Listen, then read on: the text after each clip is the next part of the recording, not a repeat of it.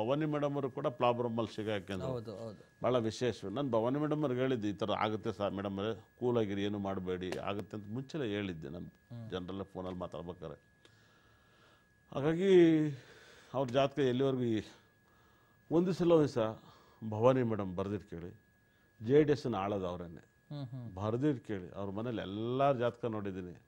2027ಕ್ಕೆ Bhavani madam ಅವರು ಕರ್ನಾಟಕವನ್ನು ಆಳ್ತಾರೆ. ಇವತ್ತು ಅವ್ರಿಗೆ ಬುಧ ದಿಶೆ ತೊಂದರೆ ಕೊಡ್ಬೋದು. ಬುಧ ಅವ್ರಿಗೆ 12ನೇ ಮಲ್ಲಿದ್ದಾರೆ, ತೊಂದರೆ ಕೊಡ್ತಾ ಇದೆ. ನೆಕ್ಸ್ಟ್ ಕೇತು ದಿಶೆ ಸೂಪರ್ ಯೋಗ ಕೊಡುತ್ತೆ ಭವಾನಿ ಮೇಡಮ್ ಅವ್ರಿಗೆ.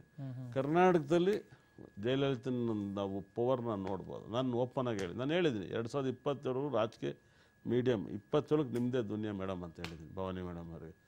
2027ಕ್ಕೆ ಭವಾನಿ ಮೇಡಮ್ JDS ಭದ್ರಕೋಟೆ ಅವರೇ ಇರ್ತಾರೆ. ಎಲೆಕ್ಷನ್ ಬಂದು ಗೆಲ್ಲೋದು, CM ಆಗೋದೆಲ್ಲ ನೆಕ್ಸ್ಟು. ನಾನು ಇದನ್ನು ಕರೆಕ್ಟಾಗಿ ಹೇಳಿದ್ದೀನಿ ಭವಾನಿ ಮೇಡಮ್ ಅವ್ರ ಮೇಲೆ. ನಾನು ಅವ್ರ ಜಾತಕ ನೋಡಿದ್ದೀನಿ, ನಂಗೆ ನಂಬಿಕೆ ಅವ್ರ ಮೇಲೆ.